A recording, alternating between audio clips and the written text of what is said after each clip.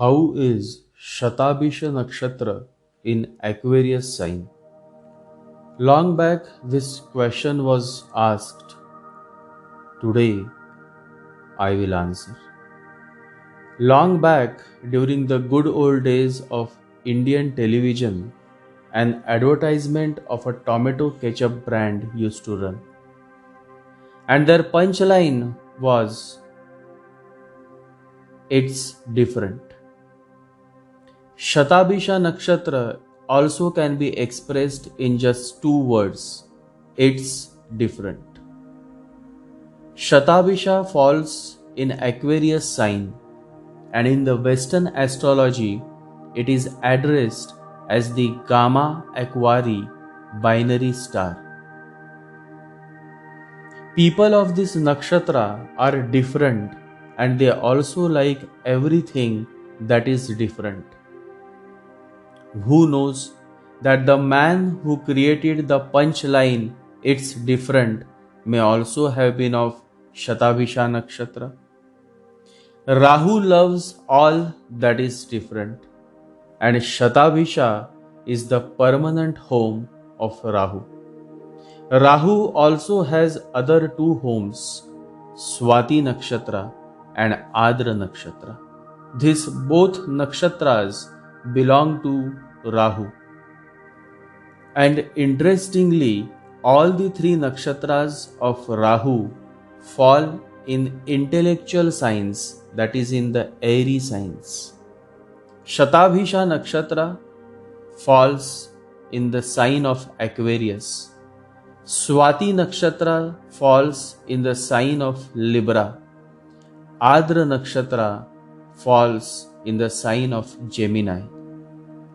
Rahu simply loves intellectualism, debates, competitions related to knowledge. All of it is what Rahu loves. An intellectual person is definitely a Rahuish man, and you will often find him or her in abundance of money, power, status. And therefore, generally Rahuish men and women have so much that it just becomes too much. And Lao Tzu, one of the greatest divine masters, says, "Too much is the only sin." Rahu is equal to too much. Money, he becomes just money. Sex, he becomes just so much sexual that it starts making his own life miserable. Too many sexual affairs finally leads to nowhere. Power, he becomes too much hungry for power, and in this hunger he commits many mistakes, and mistakes repeated transform into sins. So Shatabhisha man or woman may have it all, but they remain far away from the reality, the real, the truth. They generally are those intellectual beings who find pleasure in debating, abusing, offending others. And in this process, they go on empowering their ego that says, "I am somebody." That is the nature of Rahu, and that is how all Rahu's nakshatra has it. You cannot change the nature. Always remember, nature cannot be changed. Instinct is the part of your nature. Nature is expressed in 4 layers. Instinct is the lowest. Then there is intellect, which is higher than instinct. Intellect makes you superior to the animals, but instinct is juicy. Intellect is dry. Hence, people who live with instinct are joyous, happy, loving, and the people who live with intellect are dry, quarreling. So, if you love debates, if you love to watch those debate shows on news channels, if you like to compete, then you are a perfect Rahuish person. A Ketuish person is least interested in any debates or any competitions. He is a yogi, and a yogi is least interested in winning. The master says, "You cannot defeat me simply because I am not interested to win."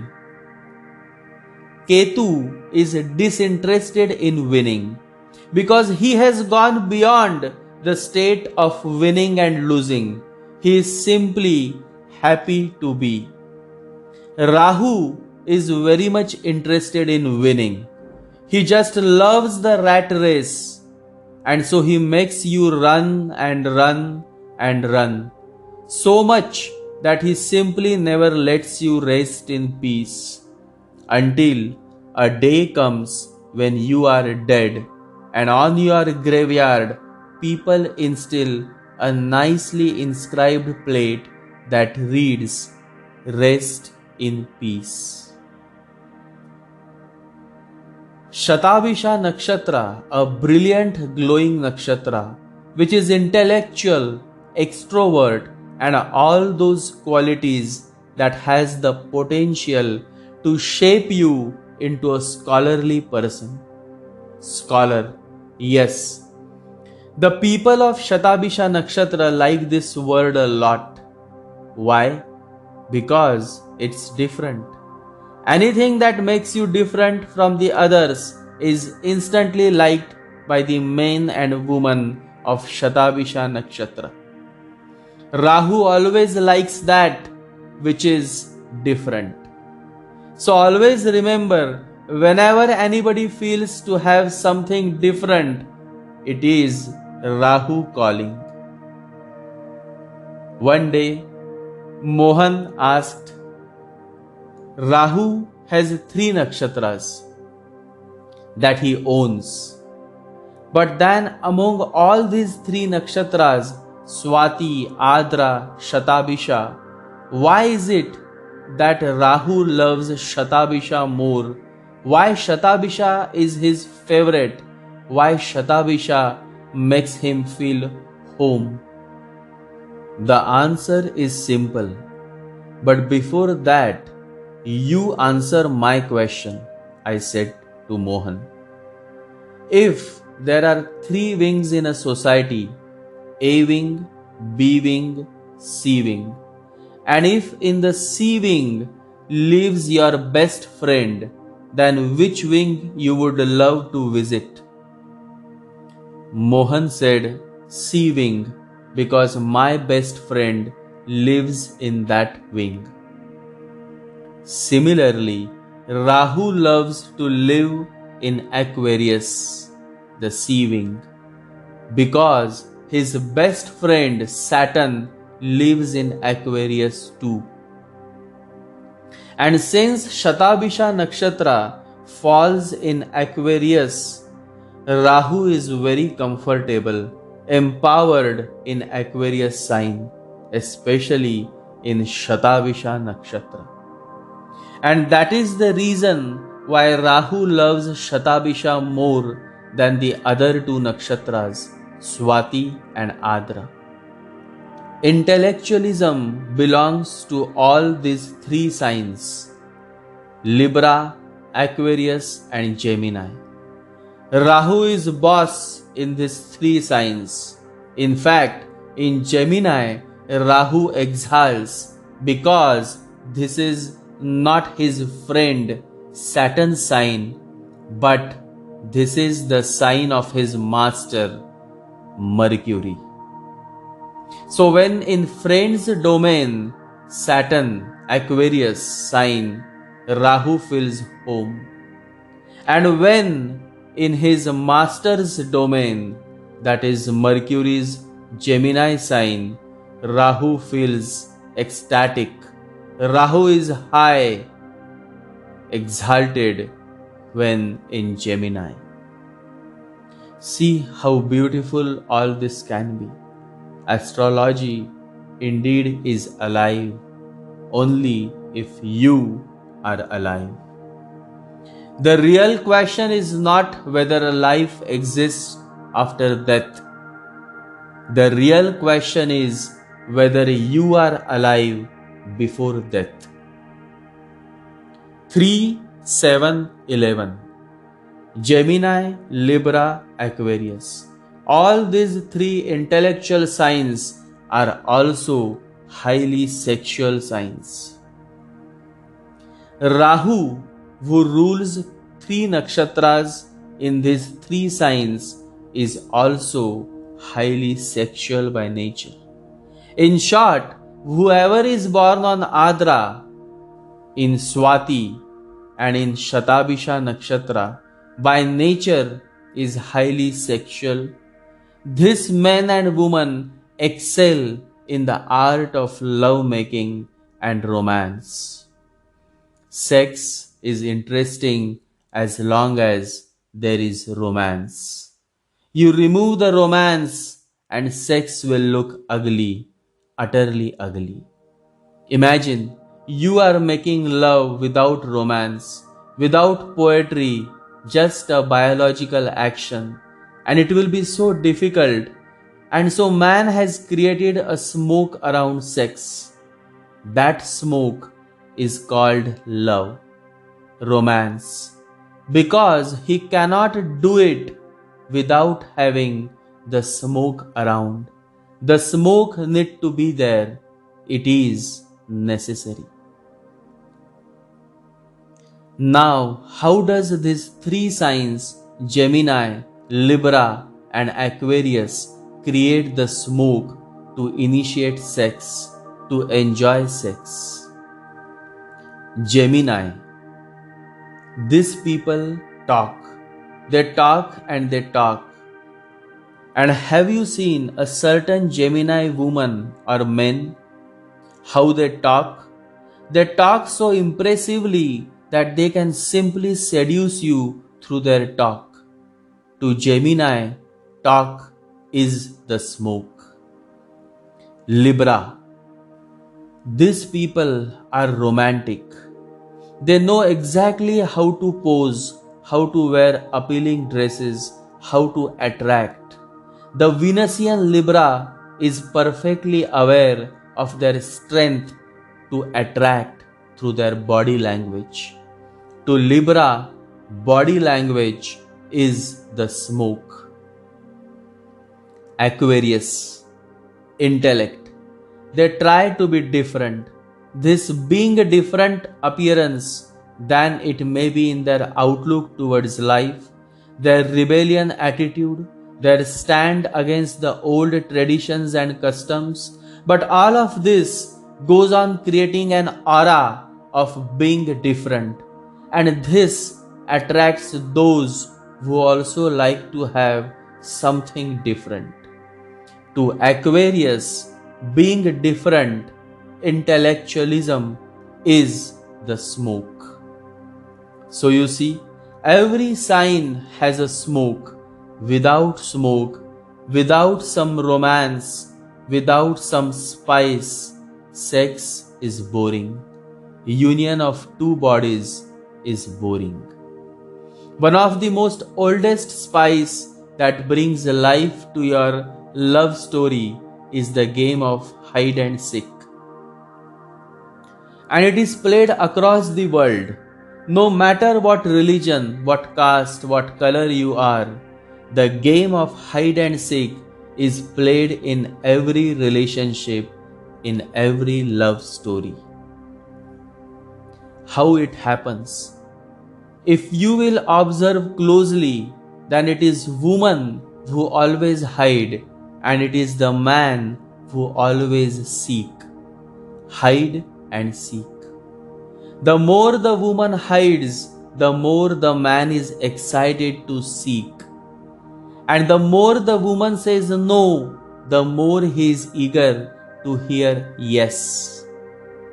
In fact, whenever a woman says no, it means a yes.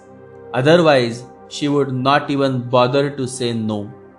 She goes on saying no, and that no is her hiding, and the man becomes more excited. This excitement goes on shaping their relationship, adding spice to their relationship, and that is how the love story blossoms on the basis of this age old game, the game of hide and seek. Gemini, Libra, and Aquarius. These signs understand very well the game of hide and seek. Their love life is generally filled up with a lot of smoke that goes on making their relationship a spicy relationship. And because there is a spice, they love it. You remove the spice and their relationship is over. To make the relationship hot, you have to bring the opposite in. Then fighting and quarreling and arguing gives a certain excitement to your energies. And when tired of fighting and arguing, you again move. The pendulum goes on moving between love and hate. When your pendulum moves towards love, you feel strong love because of the contrast. It depends on your likings. People like hot dogs. Dogs are enough, but they want hot dogs. In common relationships, the smoke is required. Without the smoke, without the spice, without the fights, without the arguments, you will feel lost. The relationship starts fading out. But that is not how it is when it comes to the love of the Buddha, the Master. Buddha's love is beyond the power of expression. Buddha's love has no spice to it. In his love, there is absolutely no shade of hate, and so you will find Buddha's love boring because there is no hate to it. It is pure love, unconditional, flowing like a river. If you come, you are welcome. If you leave, he will still bless you. There is no hate to his love, and so such a love is of the higher level. Buddha's love is the love of Ketu. There is absolutely no head, only the head needs the smoke. There is absolutely no mind, only the mind needs the smoke. And Buddha has gone beyond mind, beyond head. Now he is no more falling in love. He is love. Buddha is love. Jesus is love. Mahavira is love. The divine masters are love. When you are in love, you are falling for the other person in your life. When you are in meditation, you are falling in your own being. Understand that in both situations, you are getting out of your head.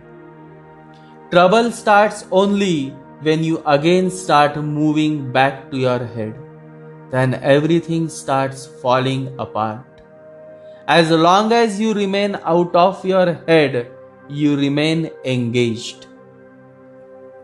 The Master says, in love, you fall into somebody else's being. In meditation, you fall into your own being. They are very alike. The fall is the same, just the direction is different. Love is other directed. Meditation is self-directed. The process is the same, that you fall from the head. The message for Shatabhisha Nakshatra is not to remain too much into their head, their intellect, else they will go on missing love. They will simply miss.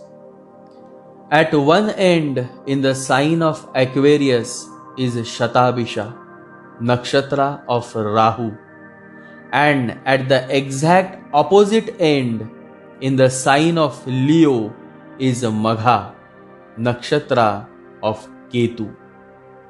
Shatabhisha is the peak of desires, Rahu. Magha is the peak of desirelessness, Ketu. At the Shatabhisha end is the material world, full of desires, full of intellectualism. And so, many scientists, doctors are born with this nakshatra, as well as many high-tech innovations and inventions and discoveries happen on Shatabhisha Nakshatra, because the desire to find something new, something better is very intense. That is the nature of Rahu. And so Rahu has in a way helped this world to progress technologically. But along with this progress, the same Rahu has also stolen, taken away the much peace, the much joy, the much happiness that one seeks. Magha, the nakshatra that stands exactly opposite to Shatabhisha, is the nakshatra of Ketu. Ketu is meditation. Meditation is a let go. Meditation is a surrender.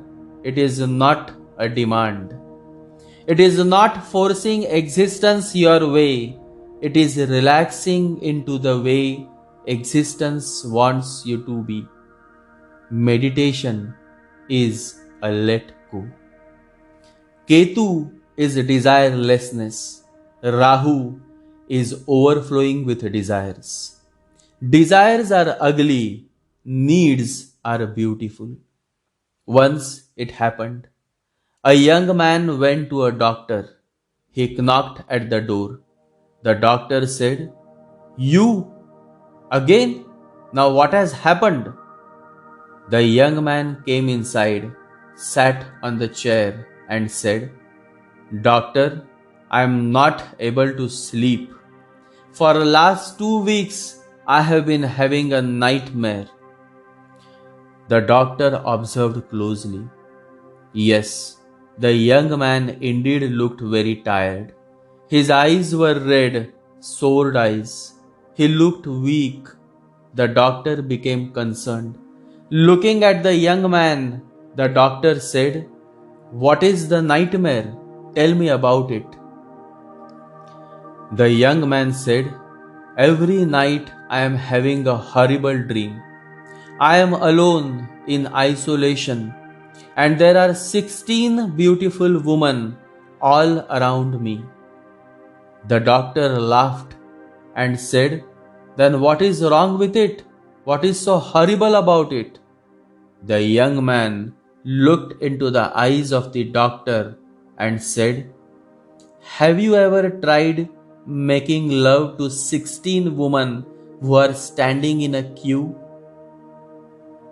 And this is what happens with desires. Many desires are born, and then you get tired. Then you don't know what to do.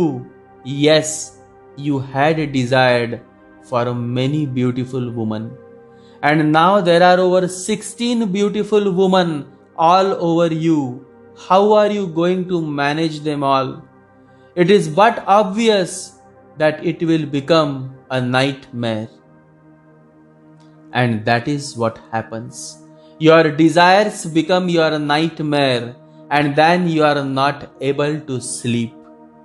Then you have to find ways to sleep, and this is how you yourself become the greatest obstacle to the peace that you seek. Rahu therefore becomes the greatest hurdle to your peace. This Rahu is your desire. It is born from you. And if you want to get rid of Rahu, then you have to kill your desires. You have to simply kill your desires. How to kill the desires?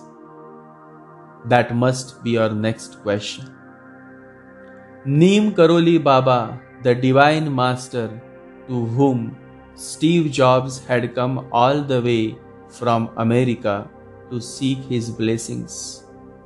This great enlightened master, Neem Karoli Baba, answers your question in the most beautiful way. Neem Karoli Baba says, if you want to see God, kill desires. Desires are in the mind.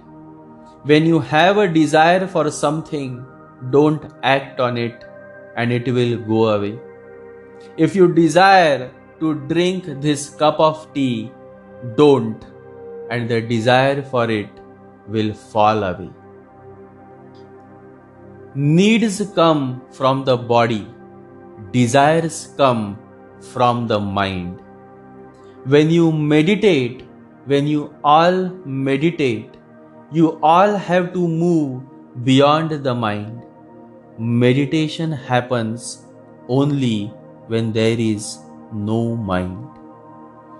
Meditation is the state of no mind, no society within you, no conditioning within you, just you with pure consciousness.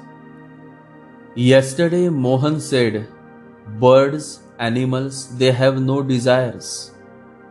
That is true. That is indeed the greatest truth, that if one can realize, he can realize the many dimensions of this human life. Birds, animals hunt when they need. The need is met, then they will not keep running. But human beings keep running because they are not focused on the need. They are focused on fulfilling the desires. And desires never end. After one desire is fulfilled, the other is standing to be fulfilled. The queue of desires never end. Man is always found engaged in the unending queue of desires, and that is how he makes his life miserable by his own ignorance. Birds are happy. Animals are happy. The fishes in the water are happy. There is no tension because tension comes out of desires and not needs. Tension comes when the desire is to become and when you are not happy to be yourself. Tension begins with the desire for that which is not. It is a tension between the past and the future. You are like a bridge between two things, and whenever two things are connected, tension will be there. What I am and what I want to become, the more you try to connect the present with the future, the more tension will come. And the more you remain in the present, the more peace will come your way.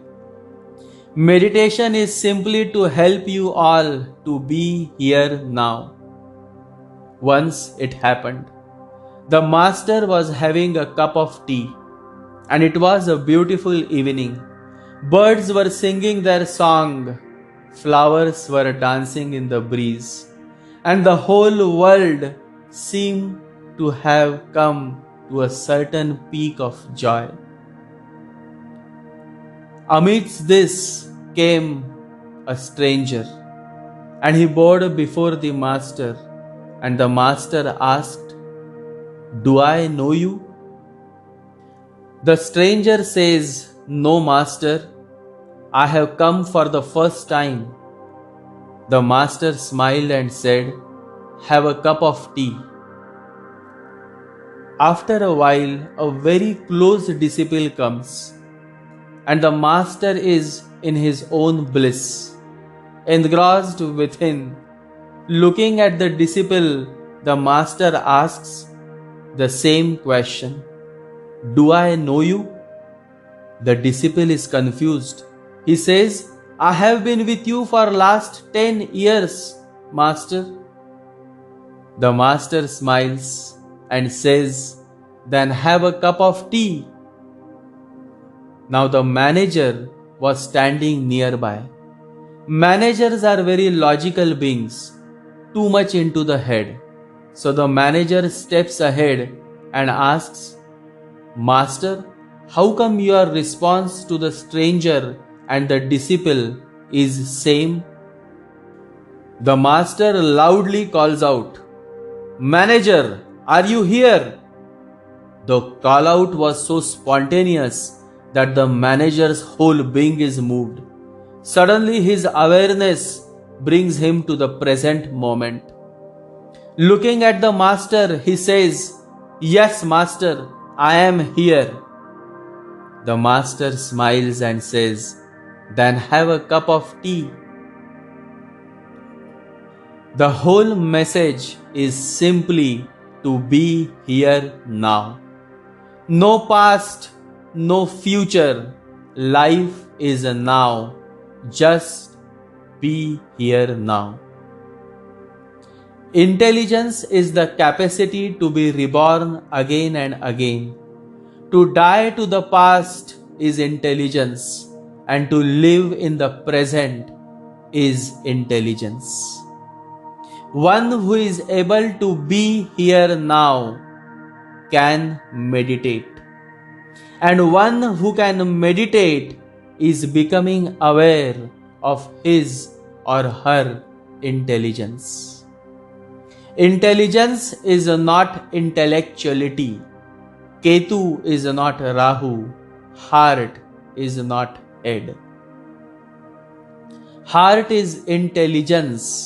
That is why the sign of Leo is the most intelligent sign of all the 12 signs. And I have absolutely no doubt about it. It remains a truth, and I remain firm on this till the very last breath of my life. On one end is Leo, intelligence, Magha, Nakshatra, the Nakshatra of Ketu. And exactly opposite to Magha, that is the intelligence, is Shatabhisha Nakshatra, intellectuality. But one need to understand that it is not the moon sign, but it is the ascendant that has the final say in the affairs of human beings. Nature, Swabhav, is your ascendant. Mindset, Man, is your moon sign. Nature is spontaneous, you are born with it. Mind is not spontaneous. Remember this. Mind is shaped as you grow. It is given to you by the society. Your mind goes on shaping based in the society, in the locality you grow up. Moon is the mind.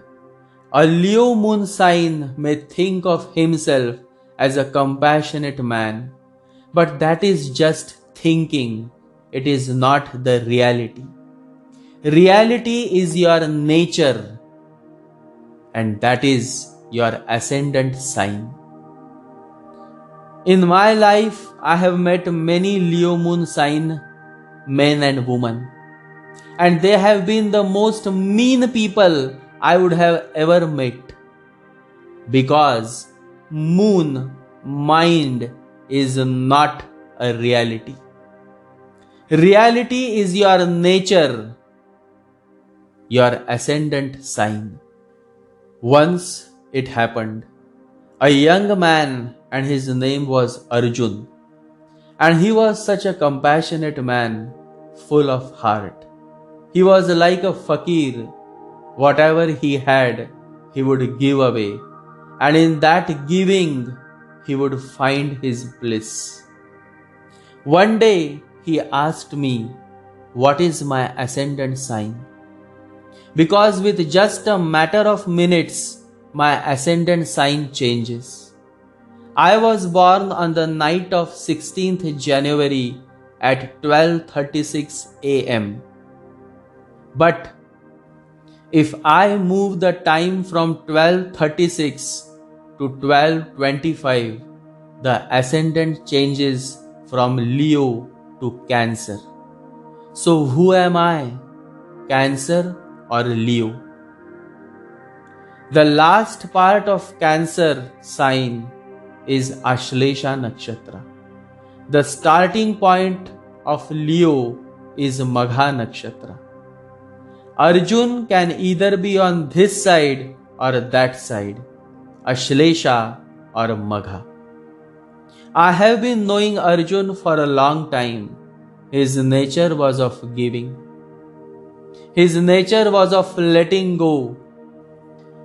And if Arjun would have been born anytime between 12:25 am to 12:34 am, then Ashlesha Nakshatra would have been rising, and Ashlesha was exact opposite to his nature. Ashlesha is the nature that loves to cling. Attachment is what Ashlesha's nature is, and detachment is what Magha's nature is. And so I said to him, "Let there be no doubt about your ascendant. There is absolutely no need of any birth rectification. You are a Leo ascendant, born while Magha was rising on the eastern horizon.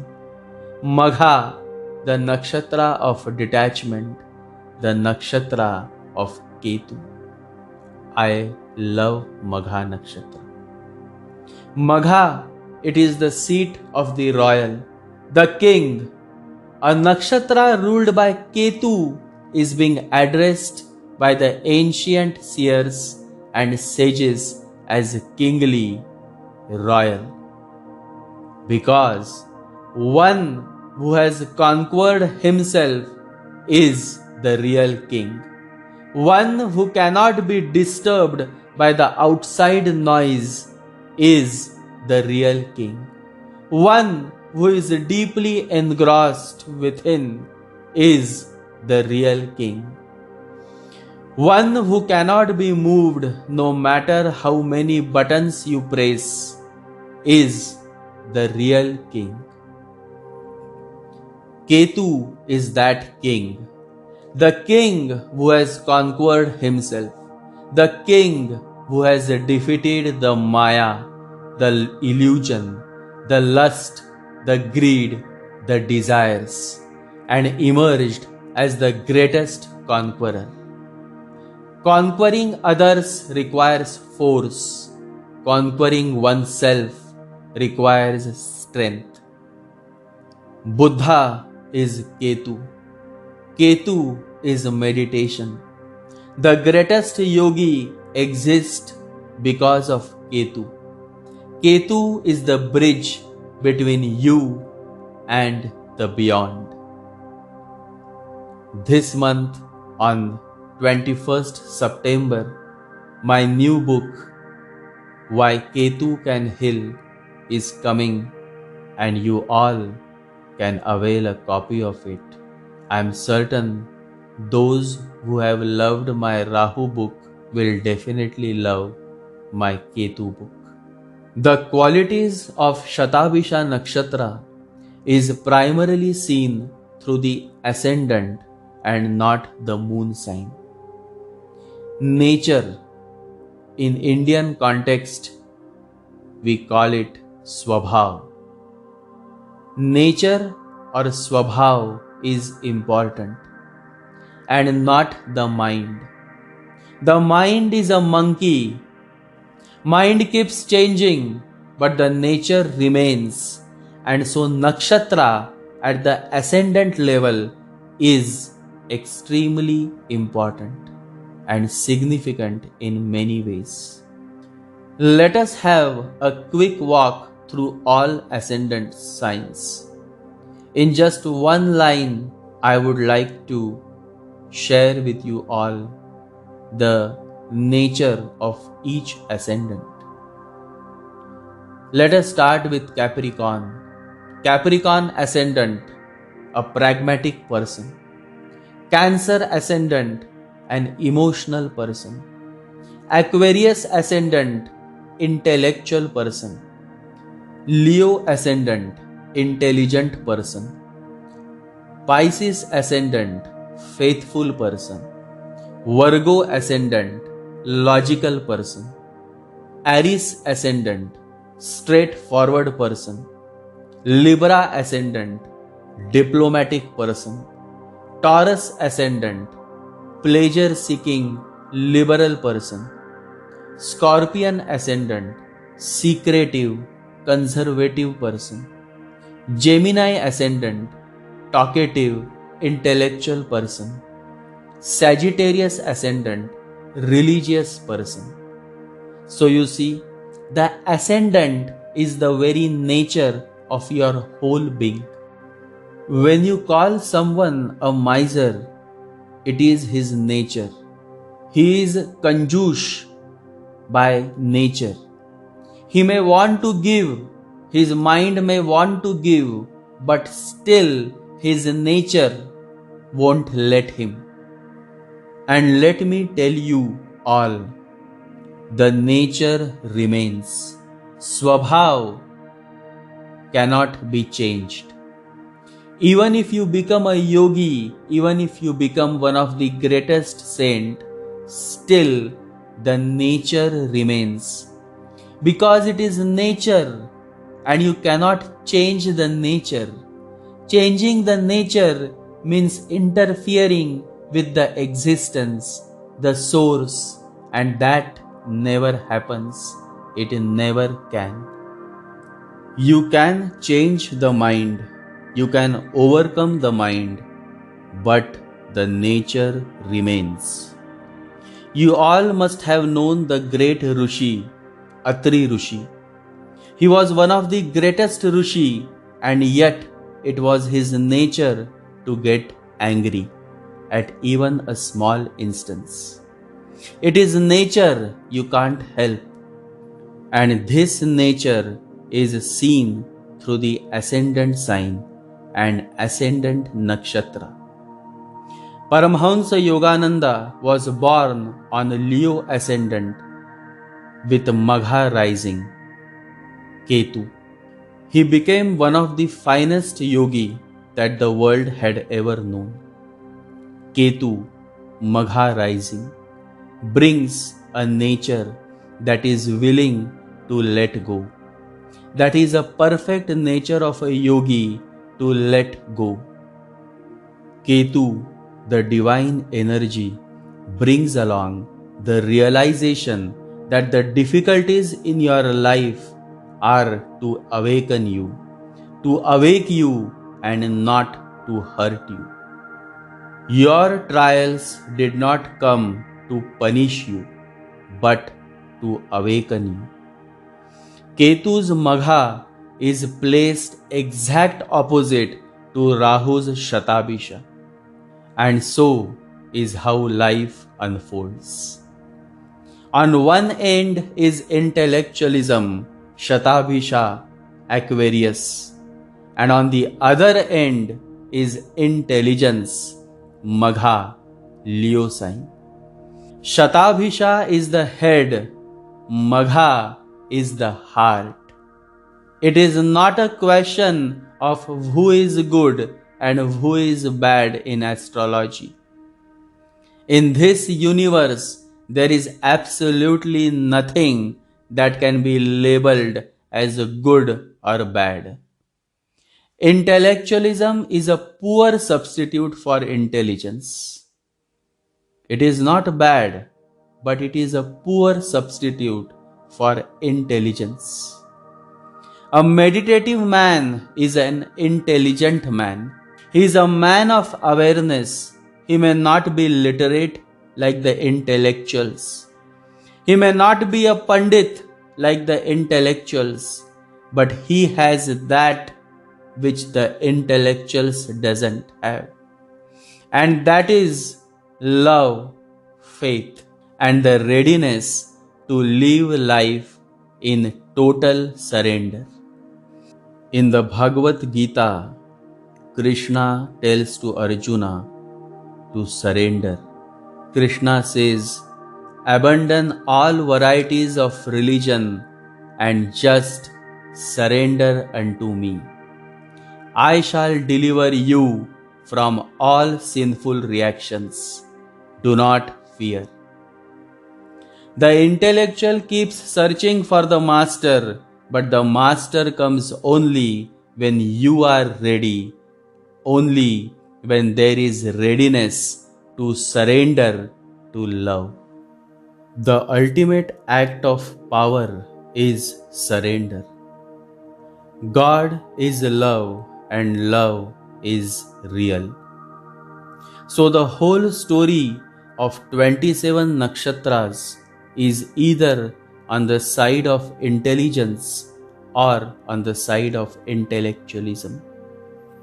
An intellectual cannot understand the language of Buddha. Buddha's language is the language of the heart. And the intellectual's language is the language of the head, of logic. Love and logic are two ends that can never meet. You either love or you either are caught up in your logic, in your head. Love and logic never meet, cannot meet. Logic means the outward journey. Love means the inward journey. Shatabhisha is logic, Aquarius. Magha is love, Leo. The message to Shatabhisha Nakshatra natives is to get out of the head and get into your heart. Thinking will not help, feeling will help. And so come you all and meditate with focus on your heart. It doesn't matter whether you are Rahuish at some point of time, in some life, in some births. Those who today are Ketuish were also Rahuish. But they changed, and they changed because they allowed change to happen. You also can change. You also can transform. You also can experience the taste of real freedom. All you need is to start meditating. All you need is to start giving. If you knew what I know about the power of giving, you would not let a single meal pass without sharing it in some way, says the Buddha. The power of giving and sharing is beyond the expression of words. You have been focusing a lot on the outward journey. Now the time has come to start focusing on the inward journey. Transformation happens when you start turning inwards. When you start turning inwards, you realize that what an idiot you have been. You realize the many mistakes you have been committing out of ignorance. You realize how much you have been accumulating your whole life when you would have had shared so much with others. And God has been giving you many opportunities to share, to help, but you missed. You simply missed. There is a famous saying of Jesus. Jesus says, "One who is willing to lose gains, and one who goes on saving and accumulating loses." Quite a strange mathematics, but also so true and so real. It is time to give away. It is time to share. Sharing is caring. Rahu's nakshatras may give you a lot of money and fame. Still, in the end, if you cannot have a good night's sleep, if you cannot enjoy life, then what is the use of that money and fame? Being rich and famous is not the answer, but turning inwards and realizing yourself can lead you all to the many answers that you seek. Your self-realization is one of the greatest miracles, and only you can make it happen by turning inwards and meditating. Your own self-realization is the greatest service you can render the world, says the Bhagavan Raman Maharshi. It happens. It always happens that one who is moving towards the beyond, the unseen, the godly, is labeled as insane. And yet, it is the insane whom God loves the most. The Master says, परमात्मा पागलों को चाहता है, समझदार अक्सर चूक जाता है. God loves the insane, the sane often miss. God loves only those who are insane. Those who are followers of the heart, those who can relate to His holy name, those who are willing to jump without having any doubts or questions. Only such men and women are the blessed ones. The world may call them insane, but what they could relate to, what they could listen to, cannot be listened by those who call themselves sane. And those who were seen dancing were thought insane by those who could not hear the music. You will hear the music, you will also start dancing, and then you will be so much engrossed in the dancing that you will forget the dancer. And that is the peak of your arrival, when the dancer, the ego, exists no more and you become the dance. Then God comes in search of you. Then you have to go nowhere else. The Master will come in search of you. And so first become the dance. Get out of your head, Shatabhisha, and get into your heart. Let the journey of many wonderful experiences begin. You don't have to go anywhere. You just have to close your eyes. Focus on your breathing. Focus on the Lord's name and meditate. Through meditations, you can work out on all your relationships and your miseries. The real workout is meditation. And so the larger question that you all should ask yourself is, are you ready to meditate? Your answer matters. Turn inward and find your answer. Turn the mind inward and cease thinking of yourself as the body. Thereby you will come to know that the self is ever happy. Neither grief nor misery is experienced in this state, says the Bhagwan Raman Maharshi. Meditate every day and always remember you are not alone.